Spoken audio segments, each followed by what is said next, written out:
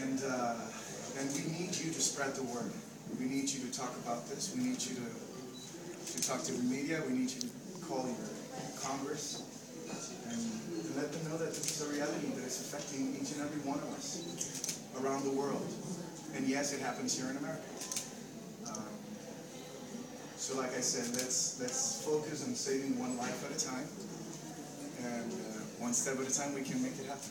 Thank you so much for being here. Thank you.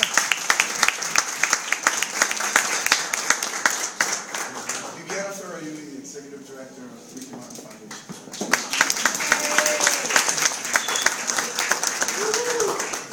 Since I met Ricky in 2002, we traveled to India together, and we rescued 3 girls from the streets of Calcutta. They were going to be sold into prostitution. And on that trip, we learned that a crime existed and it had a name, which is called human trafficking. That was in 2002. And Ricky decided that this was his mission. Fortunately, I was there too, and it became also my mission.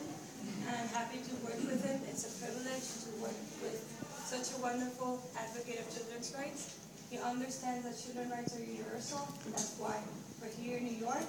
We're happy to have UNICEF here, members of our board, corporate gifts that we've been working since Puerto Rico, new people that are coming in from New York. Because, as Ricky was saying, human trafficking has no place in the world today. There are 27 million people that are under slavery, and Puerto Rico is no exception. We know the statistics, but we want to shed light onto children. We want to empower them. That's why the center in Puerto Rico, which is a center in Puerto Rico, but given the fact that we have a universal ambassador, it's a center to the world and to the children, where best practices towards human trafficking will be served for the children, and that we're going to have a holistic environment. We want to protect them from the outset. We want to let them know that human rights, they should be protected.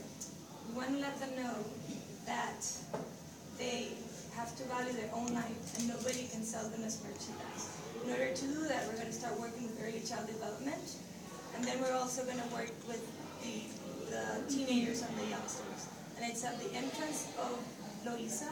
It's a beautiful town, and we want to shed light and empower them. We're very happy to also have the Executive Director of Taller de Diseño Comunitario, Elio. He's been a warrior. He worked with all the communities of architecture. The center has been built by them, and I'm telling you, they're true warriors. Whenever there's a change in sight or design, they're there to help us. And we have empowered them, and they have learned what human trafficking is. And there's nothing more powerful than empowering peers. So, the center, this is what Yes. and it should end up in 12 weeks, and I'm very honored not only to work on behalf of children's rights and to find this mission, and I hope that in the same way, when we saw those 3 girls in India, we couldn't turn a blind eye into trafficking. I hope that the same happens to you. And we're lucky to have Ambassador Baca here. And I want to let you know that the investigation we have, it's literally the benchmark on how we're combating human trafficking. So, Ambassador Baca, please. Él es el que hizo el libro. Él es el que hizo el estudio. I just want to make a couple of quick words on behalf of the President, on behalf of Secretary Clinton. One of the things that's been so important to us in our fight against modern slavery, some of you may have seen the President's speech in front of the Clinton Global Initiative about 3 weeks ago, in which the President said, especially in this, the 150th anniversary year of the Emancipation Proclamation, it's time for modern slavery to once again be seen as the human rights issue of our